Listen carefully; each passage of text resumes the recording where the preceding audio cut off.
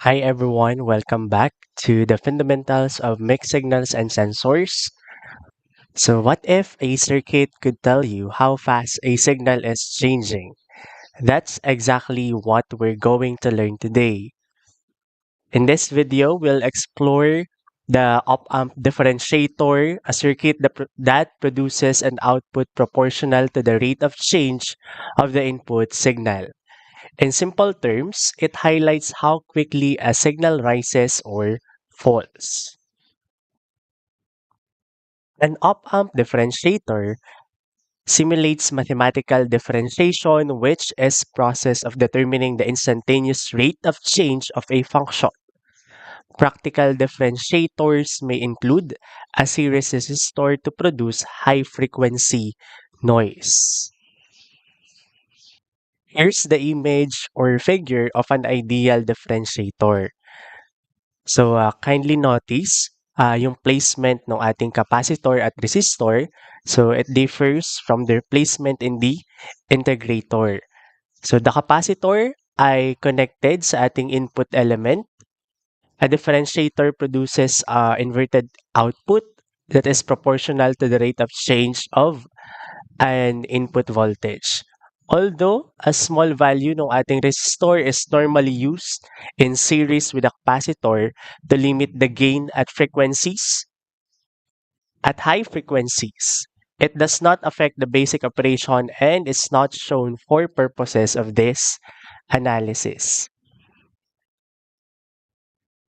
So for us to see kung paano po nagwo-work ang isang differentiator, let's apply a positive going ramp voltage to the input.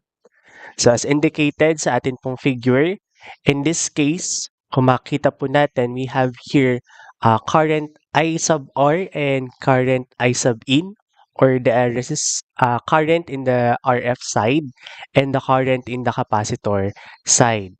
In this case, IC is equal to I in, and the voltage across the capacitor is equal to sa ating V in at all times.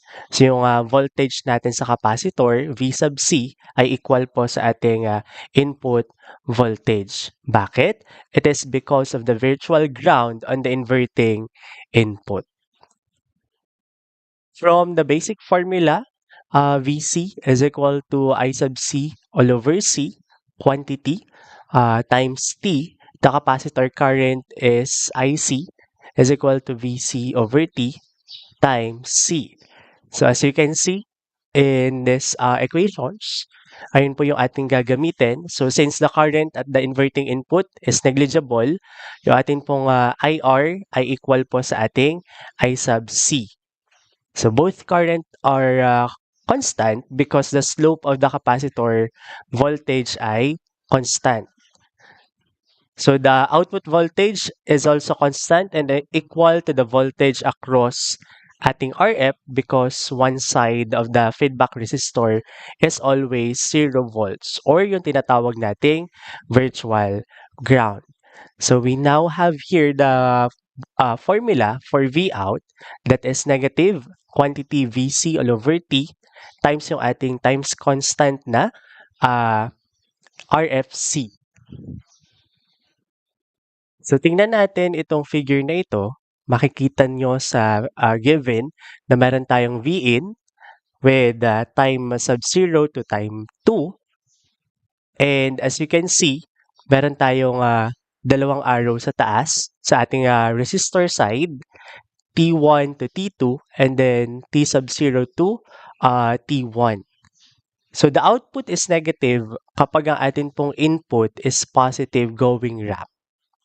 And positive naman yung ating output kapag ang input natin ay negative going ramp. So kung titingnan po natin yung T0 to T1 sa Vin, yun po ay pataas, pero yung atin pong output ay pababa. Okay? At kapag ka naman po yung ating input voltage from T1 to T2, since siya ay pababa, so negative going ramp, so yung atin pong output ay nasa positive side. During the positive slope of the input, yung atin pong capacitor ay nag-charge from the input source and the constant current through the feedback resistor is in the direction as shown. So during the negative slope of the input, the current is in positive direction. So because the capacitor is discharging. So the output voltage, tatandaan, is proportional to the slope or the rate of change of the input. The constant of proportionality is is the time constant RFC. So let's have here an example. So as you can see, we have here a practical differentiator circuit with a series resistor on the input to limit yung ating high frequency gain. So para po ma-reduce yung ating tinatawag na noise at yung ringing. This resistor has negligible effect sa ating general circuit operation. So the input waveform is taken from the output of the integrator. Given yung ating pong example with positive 2.27 volts na peak and negative 2.27 volts dun sa ating minimum na value. So for this example, let's draw the output waveform. And before that, we need to compute for the time constant, which is RFC is equal to 10 kilo ohms for your feedback resistor times 2.2 nanofarad, which is equivalent to 22 microseconds. So therefore, our RC time constant is 22 microseconds. The slope of the input is negative 9.09 millivolts per microseconds. This is from the previous example. So during the rising input, the output is computed using V out is equal to negative VC over T, RFC, or yung ating time constant.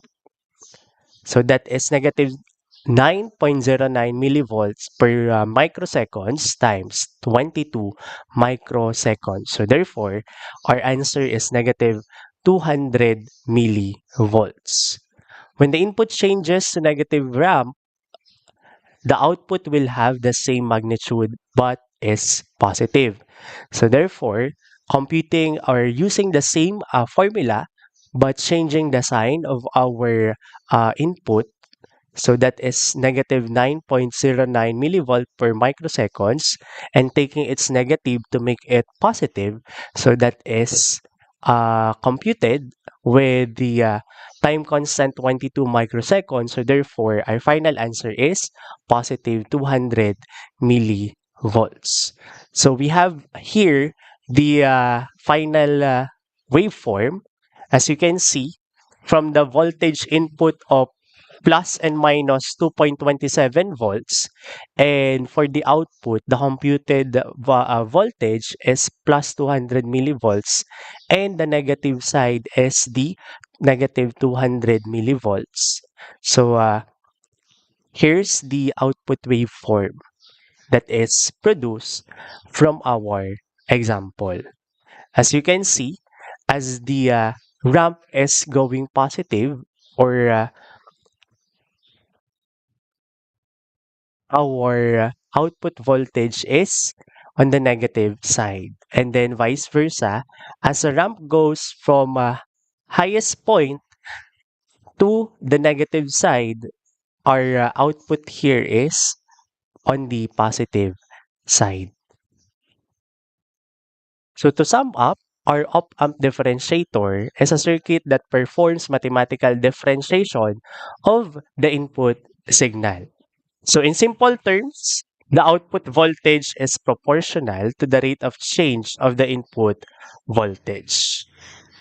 That's all for the op-amp differentiator, and God bless.